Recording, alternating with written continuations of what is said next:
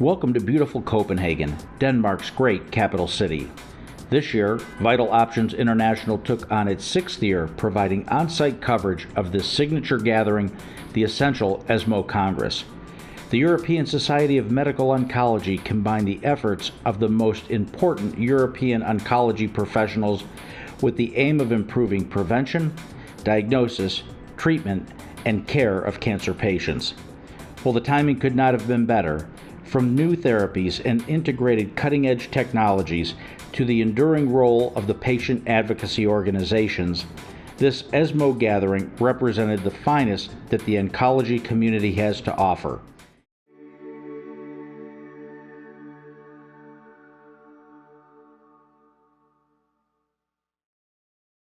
Palliative care is an approach that improves the quality of life of patients and their families facing the problems associated with life-threatening illness through the prevention of relief and suffering by means of early identification and impeccable assessment and treatment of pain and other problems, physical, psychosocial, and spiritual.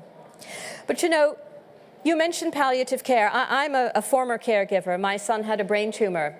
And you mentioned palliative care to people who've never come across the term before. And many times they panic because they think of palliative care as only meaning end-of-life care. But we know that palliative care encompasses a lot more than that. Good palliative care does. And we're going to be hearing from the various experts around the room as to when they introduce palliative care and what their definitions of palliative care are. So to start with, we'd like to talk with you and our experts as to what palliative care actually is.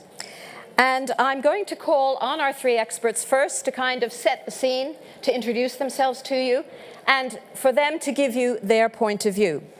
So first of all, let me just run through who they all are. We have Dr. Jennifer Temmel, who is sitting just here. Now, she is the Associate Professor of Medicine at Harvard Medical School and lead author of the really practice-changing study on lung cancer and the introduction of early palliative care. You may have read her papers, I'm sure many of you have, and she's going to be speaking in a minute.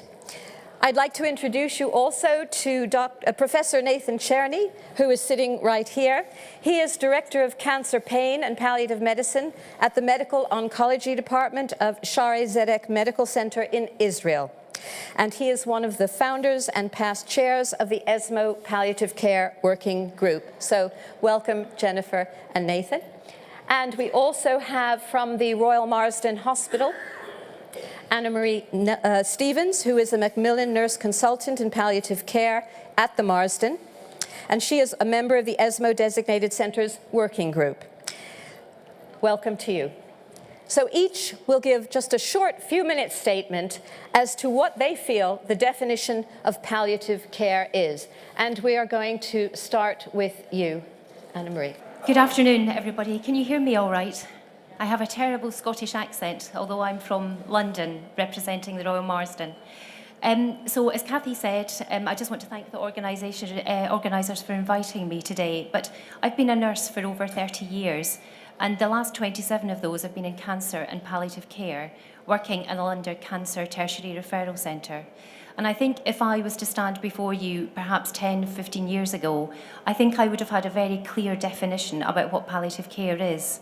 But today, certainly within the United Kingdom, I'm slightly less sure. But in order to illustrate what I think palliative care is, I want to talk you through a very brief case. So I was invited to meet with a patient called Mary by one of our oncologists.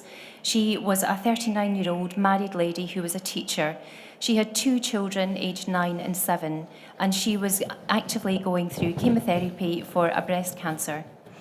At the time of her 2nd cycle of chemotherapy, she was experiencing intractable nausea and vomiting, and our oncologist asked us to see her. It was a joint consultation. I met with Mary and her family with the oncologist, and at that time made changes to her antiemetic regimen, which over a period of 48 hours allowed her to return home feeling much better, and she was discharged from the palliative care service. I didn't see Mary again for 2 years. She was well, she was going through treatment, but unfortunately her disease relapsed and she had widespread disease to her bones. She required an extensive pain assessment, and palliative care was invited to meet with her again, which we did. At that time, we began to have conversations on advanced care planning and perhaps to start thinking about how she might talk to the children about the fact that her disease was not progressing in the way that she had hoped. She was discharged from us again, and we assured that she was going to have community palliative care if she needed it at home over the next coming years. The Royal Marsden is quite a small institute as a cancer centre, although it's one of the biggest cancer centres in Europe, but it's a small building, and actually when Mary came for her chemotherapy to the day units, we would often bump into her and just have a very quiet hello, how are you, how are the children, so not officially actually seeing her. However, unfortunately, her disease did relapse, and there was a decision made that she was for no further anti-active cancer therapy. At that time, we were asked to meet with her. We again broached advanced care planning issues and discussed with her what her preferences and wishes in the event of her coming to the end of her life. She made it very clear where she wanted to be. We supported her with that, and actually she went home. She did die some months later in her preferred place of care and death. So to me, to summarise, what is palliative care about?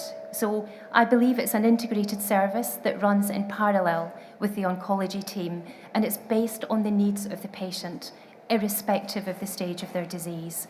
It's both educative to oncologists, and it acts as a resource to other professionals that are looking after patients at any stage of their illness.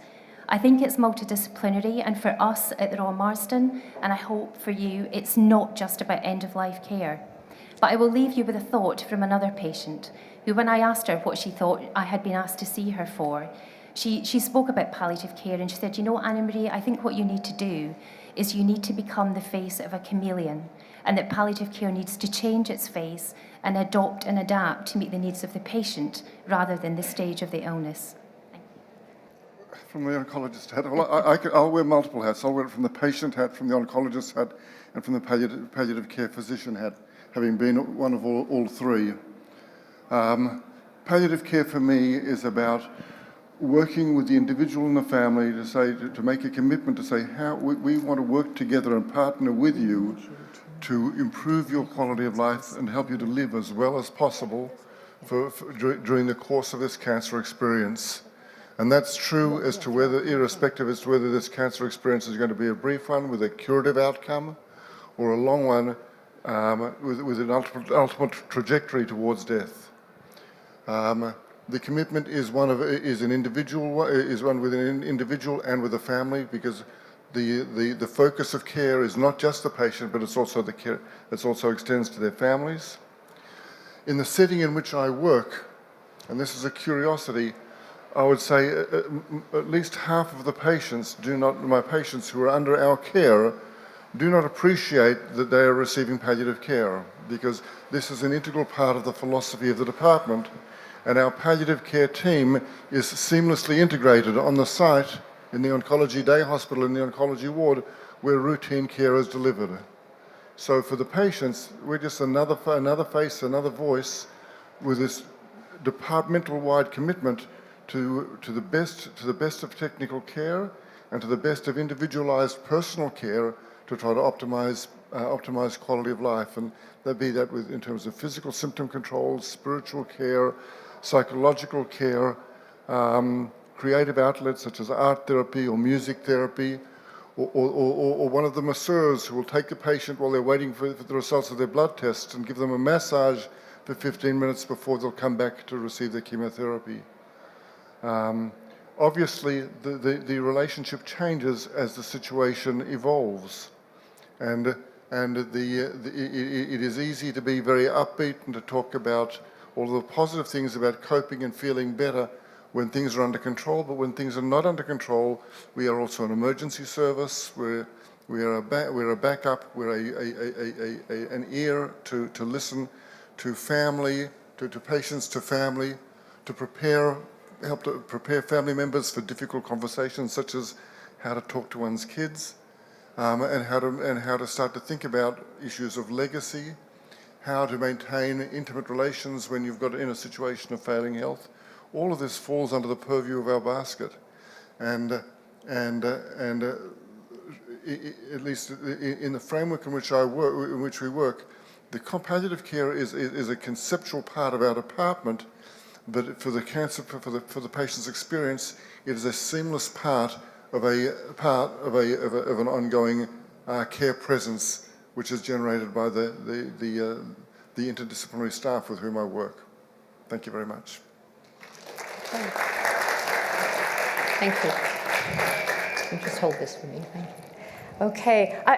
Nathan, I'll just take a minute before we move on to Jennifer, just to say, how many people here in the audience are quite surprised at how all-encompassing the field is as you describe it? Is this something new to people? Or do you feel that it's what should be palliative care? How many how many in your institutions or in your experience have come across this wide description of palliative care? Anybody? So sorry, bit of feedback there. So a number of you. Okay, that's great. And again, just so we know who's here, how many of you are healthcare professionals? Okay, how many patient advocates? Okay, great. So it's split half and half, so we should have a very good discussion. So last but not least, I'd like to welcome Jennifer again and ask her to say a few words on what she thinks palliative care is. Thank you so much. So I think those were two excellent descriptions of palliative care and what it is. So I thought maybe for my small presentation, I can talk about sort of where I think the field needs to move, for example, with this WHO definition of palliative care. So first of all, I commend the WHO for having a definition of palliative care. And I agree that it is a very comprehensive description, and I like that quality of life is part of the first line. I would say challenges to that definition, which is really well represented at this meeting with all of the discussions about immunotherapy, is the definition that it is for patients with a life-threatening illness. Because I would argue that it's always been challenging to know what a patient's prognosis is, even when they have advanced cancer, and it's becoming harder with immunotherapies. And I don't think that we want to deny palliative care to anybody, even if, for example, they have melanoma and are having an excellent response to immunotherapy. If they are having difficulties coping with their illness or having symptoms or their family is struggling, we want palliative care to be available to them as well. So I would argue maybe instead of a life-threatening diagnosis, we could talk about a serious cancer diagnosis. Another area that I think is important, I'm an oncologist, I'm not a palliative care clinician, and I worry a little bit about definitions of palliative care focusing too much on physical symptom management. Because I think as oncologists, we, for the most part, are often very good at managing symptoms like nausea and vomiting, pain, dyspnea. Certainly sometimes those symptoms can get very complex, for example, intractable nausea and vomiting, and we do need assistance from our colleagues. But I worry if we focus too much on a definition of symptom management, that oncologists do worry that we're stepping on their toes or questioning their ability to do symptom management. The last point I wanted to make, it's not part of the WHO definition, but I do hear sort of researchers, clinicians, and sometimes patients and families erroneously interchange the words palliative care and hospice care. And I do worry about that. And so I think for everyone in this room, we really need to be careful about not using those words interchangeably, that palliative care is appropriate for anyone with a serious diagnosis, whether they're suffering from physical symptoms, psychological distress, if their family is having a difficult time, whereas hospice care is exclusively end-of-life care, and I just think we need to be very careful about those terms. Thank you. Okay, thank you.